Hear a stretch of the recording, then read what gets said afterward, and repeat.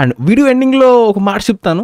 F1 Telugu dubbing that's perfect man, చాలా బాగుంది. And ఇంకా ప్లాట్ విషయానికి వచ్చేస్తే సోనీ హ్యావ్స్ తన యంగ్లో ఉన్నప్పుడు ఒక పెద్ద యాక్సిడెంట్ అవడం వల్ల తన రేసింగ్ కెరీర్ అనేది ఫుల్ స్టాప్ పడిపోయింది అనమాట. బట్ తన గోల్ అనేది అంతే ఉండిపోయింది. తను ఇంకా ముసలివాడి ఆ ఫేజ్లోకి ఎంటర్ అవుతున్న టైంలో తనకి మళ్ళీ అవకాశం వచ్చింది.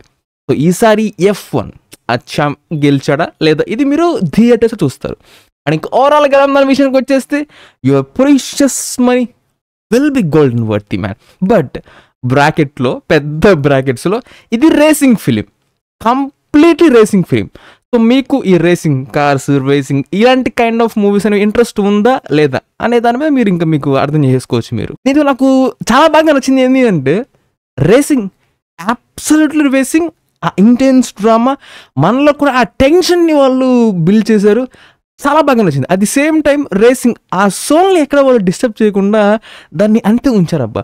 అండ్ మేజర్గా సర్ప్రైజ్ చేసింది ఏంటంటే ఓకే రేసింగ్ అంటే ఏముందిలే సర్లేండి, రేసింగ్ అంటే జస్ట్ నార్మల్గా బేసిక్ లెవెల్ దాకా ఉంచుతారు, ప్లేయర్స్లోకి పెద్ద గేమ్ ఎంటర్ ఎవరేమో అనుకున్నాను. కానీ ఎప్పుడైతే వాళ్ళు మనం ల్యాబ్స్ అంటే అపోనెంట్స్ని మనం ఓవర్టేక్ చేయాలన్నా కానీ ఆ ల్యాబ్స్లో టర్నింగ్స్ దగ్గర మనకున్న డమ్మీ కారే, బట్ ఈ డమ్మీ కార్తో మనం ఎలా మ్యాజిక్ చేయొచ్చు, ఏరో డైనమిక్స్ దాంట్లోకి వెళ్ళినప్పుడు అక్కడి నుంచి మనకి కిక్ స్టార్ట్ అవుతుంది అనమాట.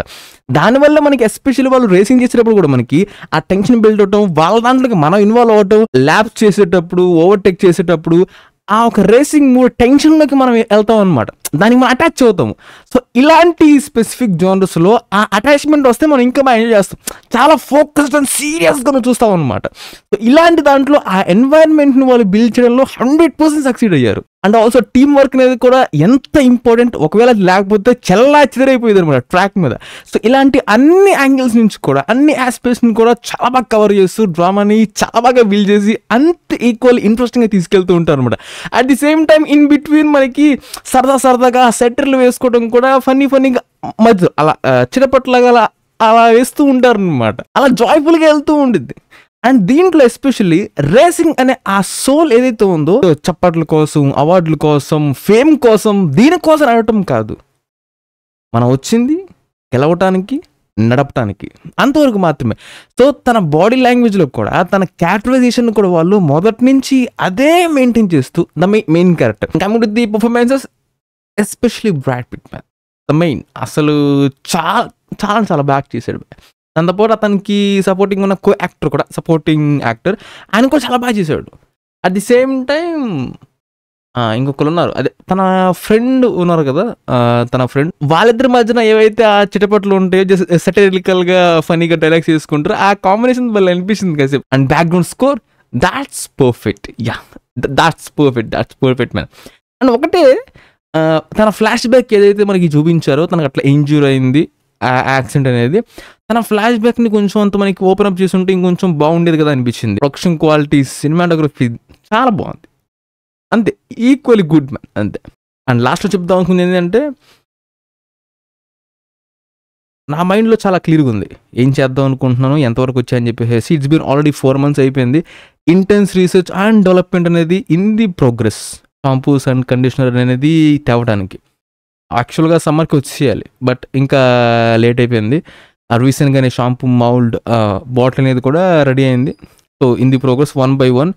బట్ అందుకని చెప్పేసి నెక్స్ట్ నుంచి వచ్చాం, వీడియో పెట్టేసాం, వెళ్ళిపోయాం. సో కామెంట్ సెక్షన్ ఆఫ్ చేద్దాం అనుకుంటున్నాను, ఎటువంటి డివియేషన్ అనేది లేకుండా. చాలామంది అంటున్నారు వీడియోస్ అనేవి బాగా తక్కువ పెట్టేస్తున్నాం అని చెప్పేసి. వెల్, నాకు క్లియర్ విజన్ ఉంది, జీవితంలో పైకి రావాలి, అంతేగాని కొంతమంది డోంట్ ఫర్గెట్ యువర్ రూట్స్ అని చెప్పి తొక్కలో ఇంగ్లీష్ కొట్టేసినట్టు పెడతారనమాట. డోంట్ ఫర్గెట్ యువర్ రూట్స్ అంటే నువ్వు ఎక్కడి నుంచి వచ్చావు అనే విషయాన్ని గుర్తుపెట్టుకో ఎప్పుడు, అంతేకాని నువ్వు ఎక్కడి నుంచి వచ్చావో అక్కడే ఆగిపో అని అర్థం కాదు. అది ఏదో ఇంగ్లీష్ కొటేషన్ పెట్టేసేసరికి ఏదో అనుకుంటారు అనమాట కొంతమంది.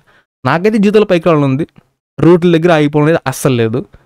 నువ్వు ఎక్కడి నుంచి వచ్చావు అనేది గుర్తుంచుకోవాలి అంతే, ఆ చోటుని అది గుర్తుపెట్టుకోవాలి అంతే, అంతేగాని అక్కడే అయిపోమని కాదు. పైగా దీంట్లో పార్ట్నర్షిప్లు లేరు, బ్యాంక్ లోన్లు లేవు, అప్పులు లేవు. సింగిల్ మ్యాన్గానే అంతా ఉంది, సింగిల్ మ్యాన్గానే ఎంతో ఉంది ఇన్వెస్ట్మెంట్ దీంట్లో.